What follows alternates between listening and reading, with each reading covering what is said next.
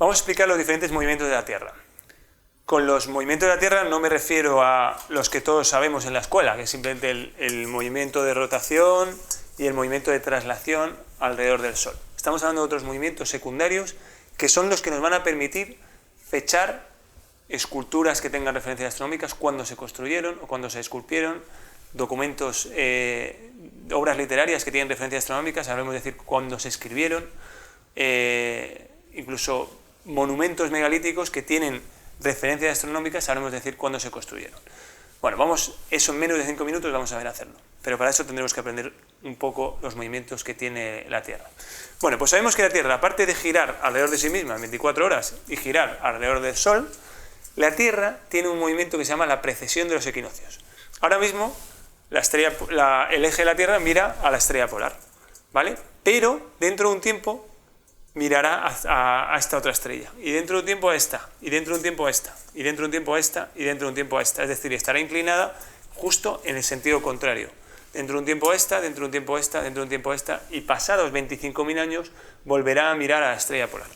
Eso se llama la precesión de los equinoccios. Ahora explicaremos por qué se llama precesión de los equinoccios. Pero de momento lo único que tenemos que entender es que la Tierra, además de girar alrededor de sí misma, gira su eje como una peonza cuando ya está perdiendo energía. Gira alrededor de sí misma, pero también el eje empieza a girar alrededor de alrededor de un determinado eje central. Bueno, pues vamos a ver cómo funciona aquí. Vemos cómo van pasando los años, y al pasar los años el eje de la Tierra va apuntando a una estrella distinta. Pasan 15.000 años hasta que finalmente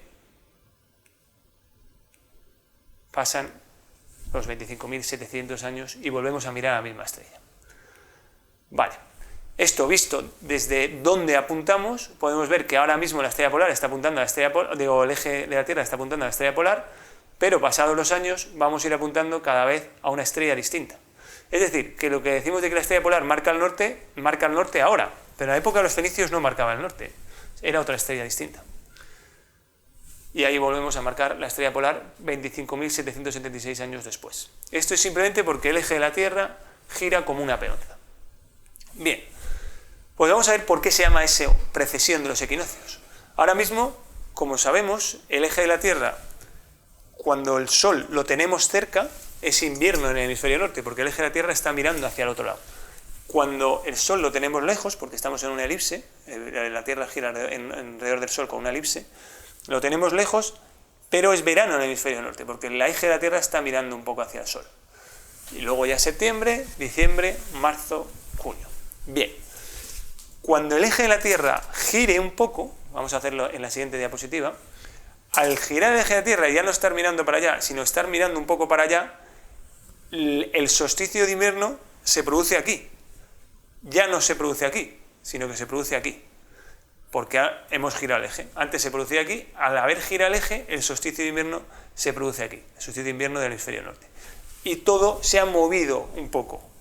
Se ha movido el solsticio de invierno, se ha movido el equinoccio, se ha movido el solsticio de verano, se ha movido el otro equinoccio. Si avanzamos más en el tiempo y volvemos a girar el eje, vuelve a moverse todo el solsticio de invierno. ¿Y eso qué es lo que pasa? Que al final se están adelantando los equinoccios, se están adelantando los solsticios. Eso lo llamaron los griegos precesión de los equinoccios. Bien, hemos puesto ahí las estrellas del fondo porque es importante que conozcamos que las estrellas del fondo siguen en el mismo sitio. Simplemente que el solsticio de invierno antes se producía en una constelación y ahora se produce en otra, porque se ha girado. Y eso nos va a dar muchas pistas a la hora de calcular cosas. Seguimos. Bueno, pues ahora vamos a ver una escultura. Esta escultura es realmente interesante, porque es una escultura que tiene reflejados todas las estrellas. Esto se llama Atlas, que es el dios que sostenía el universo, y tiene reflejadas todas las estrellas, la bóveda celeste entera, pero además tiene alguna serie de detalles. Vamos a ver qué detalles tiene. Con los detalles que tiene vamos a poder explicar cuándo fue esculpido el Atlas Farnesio. Y vamos a ello. Nos fijamos ahora en grande, la bóveda celeste. Y vamos a ver que tiene una serie de líneas y tiene una serie de dibujos. Bueno, pues los dibujos es muy fácil identificar que esos dibujos se corresponden a las constelaciones del zodíaco, porque es por donde pasa la eclíptica. Vemos el toro de Tauro, vemos el carnero de Aries, vemos el río con los peces de Piscis y vemos el acuario debajo. Así que ya tenemos al menos 4 constelaciones del zodíaco que se ven claramente. y vemos la línea de la eclíptica. ¿Pero qué más vemos? Lo que estamos viendo ahí es el plano del ecuador, digamos, este es el eje de la Tierra, tiene un plano del ecuador, y ese plano del ecuador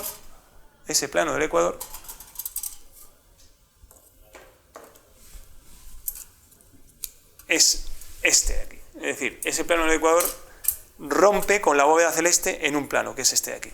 Bueno, pues eso es lo que dibujamos ahí. En realidad, este mismo dibujo es ese. Aquí vemos, lo voy a poner en la misma posición, sería así. Y esto de aquí es la eclíptica, esto de aquí es el plano del ecuador, esto de aquí es el plano del ecuador y esto de aquí es la eclíptica. Es este mismo dibujo de ahí. Bien, pero vamos a ir explicándolo en el atlas farnesio que se entiende mejor. ¿Qué más tenemos aquí? Tenemos los trópicos, el trópico de Cáncer y el trópico de Capricornio. En realidad es la intersección del plano del trópico con la bóveda celeste y la intersección del plano del trópico de Capricornio con la bóveda celeste. Y con esto vamos a saber muchas cosas. Para entenderlo, sabemos, ya lo hemos explicado en la esfera armilar, como el Sol en febrero lo tenemos aquí, se va moviendo por la eclíptica, en marzo lo tenemos aquí, en abril lo tenemos aquí, en mayo lo tenemos aquí, en junio lo tenemos aquí. Es decir, se va moviendo por la eclíptica, vemos que cada vez está en una posición más elevada y por tanto lo vamos a tener más alto. En el solsticio de verano lo tenemos ahí y en el equinoccio de primavera lo tenemos aquí, es decir, lo tenemos justo en la intersección entre la eclíptica y el ecuador. Por eso la declinación del Sol en el equinoccio de primavera es 0 grados. Bien, pues fijémonos en ese punto, justo en ese punto donde los griegos fijaron el equinoccio de primavera, que está justo antes de entrar en Aries, ¿vale? Y ahora lo que vamos a hacer es con nuestra aplicación de Star Walk, o lo puedes hacer también con el planisferio, como quieras, vamos a ver qué posición corresponde a qué fecha corresponde justo cuando el Sol está entrando en Aries, ¿vale? El Sol está abandonando Piscis, va a entrar en Aries, está justo abajo del pez. Vemos aquí que ese día, el día en que el Sol está en esa posición, hoy, en esta era, es el 19 de abril, ¿vale? 19 de abril. Pero el 19 de abril ahora no es el equinoccio de primavera. El equinoccio de primavera es el 20 de marzo, ¿vale? Entonces, la diferencia entre el 19 de abril y el 20 de marzo son 30 días. Es decir, ha habido un desfase en el equinoccio de primavera de 30 días. Esos 30 días, sabemos que si hubieran sido 365 días, habrían pasado 25.776 años. Si solo han pasado 30 días de desfase, una regla de 3 sencilla, nos da 2.118 años de desfase, lo cual nos coloca en el 100 a.C., en pleno arte helenístico. Esta escultura se hizo en el 100 a.C., en pleno arte helenístico. ¿Y quién vivía en el 100 a.C.?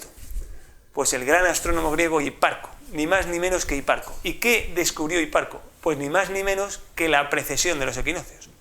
Es decir, parece como que Hiparco, sabiendo que los equinoccios se estaban moviendo, dijo: voy a encargar que se esculpa una escultura en piedra, voy a construir este modelo en piedra para que los sabios del futuro puedan ver cómo efectivamente se ha movido el equinoccio. Y funcionó. Lo construyó en piedra, los romanos lo copiaron, nos ha llegado a nuestros días y hemos podido ver fácilmente cómo efectivamente el equinoccio se ha movido y nos permite datar el momento en que Hiparco habló con su amigo el escultor para construir esa maravilla. Pues ya hemos aprendido un montón, hemos sabido datar una escultura.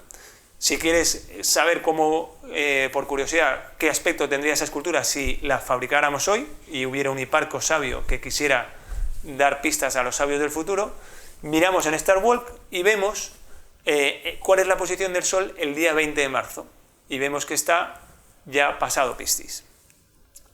Lo colocamos aquí, en su posición donde lo hemos visto en Star Walk, y vemos que efectivamente se ha tenido que mover el plano del ecuador, porque al moverse el eje de la Tierra se ha movido el plano del ecuador, se ha movido un poco el plano del trópico de Cáncer, el plano del trópico de Capricornio. La eclíptica obviamente no se ha movido porque el plano por el que se mueve la Tierra alrededor del Sol sigue siendo el mismo, las constelaciones del zodíaco siguen siendo las mismas, simplemente que se dan en diferentes fechas. Y ahí vemos el aspecto que tendría el Atlas Farnesio si lo construimos hoy. El equinoccio de primavera se daría en otro punto, distinto. Bueno, pues las estrellas siguen igual, las estrellas no han cambiado, las constelaciones siguen igual, la eclíptica sigue igual, porque el plano sigue siendo el mismo, y lo que ha cambiado es la orientación del eje de la Tierra, que lo que hace es que cambie el plano del ecuador, el plano de los trópicos y los puntos en los que se dan los solsticios y los equinoccios respecto a las estrellas fijas.